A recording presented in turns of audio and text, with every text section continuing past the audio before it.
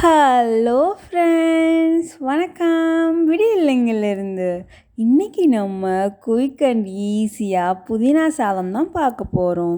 அது எப்படி காரத்தன்மை இல்லாமல் குழந்தைங்களுக்கும் ரொம்ப பிடிச்ச மாதிரி விரும்பி சாப்பிட்ற மாதிரி எப்படி செய்யலான்னு தான் பார்க்க போகிறோம். வாங்க வீடியோக்குள்ளே போகலாம். நான் ட்ரிப்ஸ் அண்ட் ட்ரிக்ஸோடு சொல்லி கொடுத்துருக்கேன். இதே ப்ரொசீஜரில் ஃபாலோ பண்ணுங்கள்.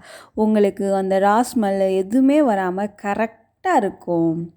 அதுக்கு முன்னாடி நம்ம சேனலை சப்ஸ்கிரைப் பண்ணாதவங்க சப்ஸ்கிரைப் பண்ணிக்கோங்க. ஒரு கடாயில் 1 டேபிள் ஸ்பூன் நல்லெண்ணெய் தான் நான் யூஸ் பண்ணியிருக்கேன். நீங்கள் ரீஃபைண்ட் ஆயில்னாலும் யூஸ் பண்ணிக்கலாம். அடுத்து 1 டேபிள் ஸ்பூன் முழு உளுந்து போட்டிருக்கேன். அது நல்லா வதங்கி வந்த உடனே 3 மீடியம் சைஸ் கார்லிக்கை இது மாதிரி சாப் பண்ணியிருக்கேன். நான் போடுற குவான்டிட்டி 2 பேர் நல்லா சாப்பிட்லாம். அந்த அளவுக்கு தான் நான் செய்ய போகிறேன். அதே மாதிரி நீளமான பச்சை மிளகா 2 மிளகாவை நான் உடச்சி போட்டிருக்கேன்.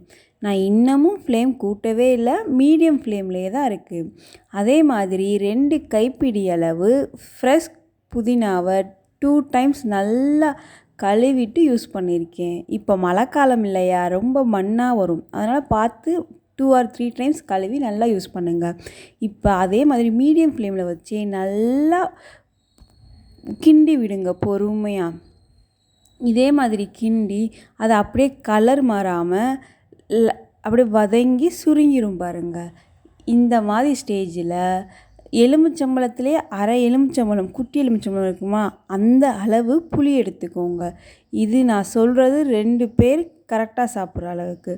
அந்த இது நல்லா ஆறினோன்னா உப்பு தான் போல், அதை எப்பயும் போல் அரைச்சி வச்சுக்கோங்க. அந்த இது இப்போல தான் ரொம்ப சிம்பிளுங்க. அதே மாதிரி இன்னொரு பேன் எடுத்துக்கோங்க. அதை நல்லா சுட்டு வந்தோடனே 2 டேபிள் ஸ்பூன் நெய். இதுக்கு எண்ணெயும் நெய்யும் ரொம்ப கம்மியான செலவில் சூப்பராக செய்யலாம். இது நல்லா நெய் சுட்டு வந்த உடனே 1/4 டேபிள் ஸ்பூன் கடுகு சேர்த்துக்கோங்க. கடுகும் நான் மீடியம் ஃப்ளேம்லேயே தான் பொரிய விடுறேன். ஏன்னா டக்குன்னு பொரிஞ்சிச்சின்னு வச்சுக்கோங்க, நம்ம ஊற்றுற மசாலாஸ் எல்லாம் டக்குன்னு அடிப்பிடிக்கிற மாதிரி வந்துடும். அதனால் மீடியம் ஃப்ளேமில் பொரிஞ்சு வந்தோடனே கருவேப்பிலை போட்டுக்கோங்க.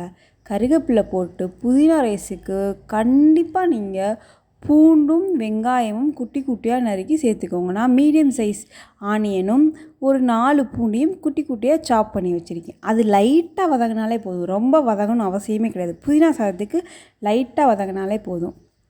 அடுத்து நான் வேர்க்கடலை போட்டிருக்கேன் 1 கைப்பிடி அளவு. உங்களுக்கு வேர்க்கடலை இல்லைன்னா சாதா கடலப்பருப்பு இருக்கும் பார்த்தீங்களா, அதையும் நீங்கள் யூஸ் பண்ணிக்கலாம். இது போல் நல்லா மையாக அரைச்சிக்கோங்க.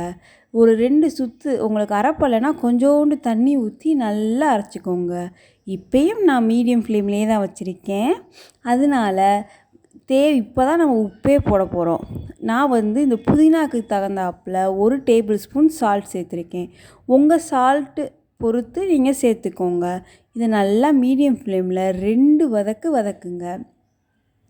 இந்த லைட் க்ரீன் கொஞ்சம் திக் க்ரீனாக மாறும். அப்போ 2 டேபிள் ஸ்பூன் நெய் ஊற்றி 2 கிண்டிட்டு நம்ம எப்பயும் போல் சோறு வடித்து வச்சுருக்கோம் இல்லையா, நான் குக்கரில் வைக்கல, வடித்து தான் எடுத்திருக்கேன்.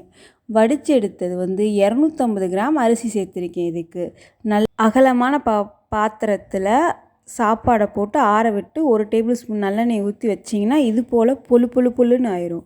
இதே மாதிரி அதிலிருந்து நல்லா கிண்டி மீடியமான ஃப்ளேம்லேயே நல்லா கிண்டி எடுத்திங்கன்னா நம்மளோட சுவையான புதினா சாதம் ரெடி. கண்டிப்பாக அதுக்கு ஆனியன் சேர்த்து செஞ்சு பாருங்கள். இது ஒரு டிஃப்ரெண்ட் டேஸ்ட்டாக இருக்கும். இது போல் புதுமையான ரெசிபி நம்ம சேனலில் அப்லோட் பண்ணிக்கிட்டே இருக்கோம். அதனால் லைக் பண்ணுங்கள், ஷேர் பண்ணுங்கள், சப்ஸ்கிரைப் பண்ணுங்கள். பாய். அடுத்த வீடியோவில் சந்திப்போம். நன்றி.